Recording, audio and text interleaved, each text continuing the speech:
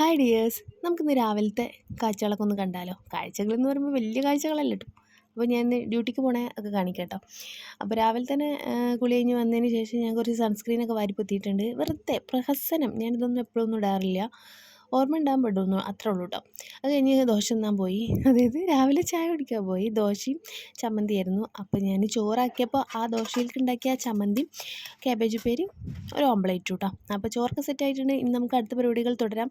കുറച്ച് പൗഡർ വാരി അങ്ങോട്ട് പൊത്തുക, വാരി അങ്ങോട്ട് പൊത്തിയാൽ എനിക്ക് കൺകുളിർക്കേ എനിക്ക് കാണണം, എന്നാലേ എനിക്കൊരു സമാധാനം ഉണ്ടാവുള്ളൂ കേട്ടോ. അപ്പോൾ അത് കഴിഞ്ഞ് ഉണ്ണിട്ട് അവിടെ നിന്ന് നല്ല കളിയാക്കുന്നുണ്ട് കേട്ടോ. അതൊന്നും നമ്മൾ മെയിൻ ചെയ്യാൻ പാടില്ല, നമ്മൾ തളരരുത്. അങ്ങനെ അടുത്ത ചടങ്ങ് എന്ന് പറഞ്ഞാൽ ലിപ് ബാം ഇടൽ കഴിഞ്ഞു. ഇനി നമുക്ക് ലിപ്സ്റ്റിക്ക് വാരി തേമ്പണം, അതായത് നന്നായിട്ട് അങ്ങോട്ട് തേമ്പി വിടണം കേട്ടോ. ഒട്ടും കുറയ്ക്കാൻ പാടില്ല. ആകെ ഒരു മേക്കപ്പ് എന്ന് പറഞ്ഞ് ചെയ്യുന്നത് ഇതാണ് കേട്ടോ, ലിപ്സ്റ്റിക്ക് ഇടൽ. അത് നമ്മൾ കുറയ്ക്കാൻ പാടില്ലല്ലോ. അപ്പോൾ ഉണ്ണേട്ടൻ പിന്നെയും ഇവിടെ കളിയാക്കുന്നുണ്ട്. പോവല്ലേ.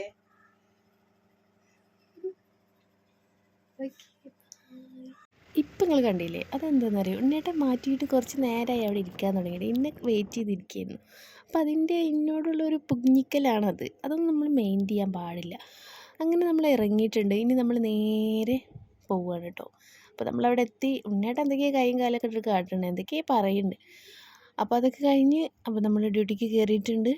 ഇനിയിപ്പോൾ എന്താ, ചെന്ന് കയറുന്നത് മാത്രമേ അറിയുള്ളൂ കേട്ടോ. ഞാനിപ്പോൾ ഒരാഴ്ച പോലും ആയിട്ടില്ല, പക്ഷെ ചെന്ന് കയറുന്നതേ ഞാൻ അറിയാറുള്ളൂ. പിന്നെ ചോറുണ്ണ സമയവും അറിയും, പോണ സമയവും അറിയും, അത്രയ്ക്കും വർക്ക് ഉണ്ട് കേട്ടോ. അപ്പോൾ അതൊക്കെ കഴിഞ്ഞ് വീട്ടിൽ പോയി. ബൈ.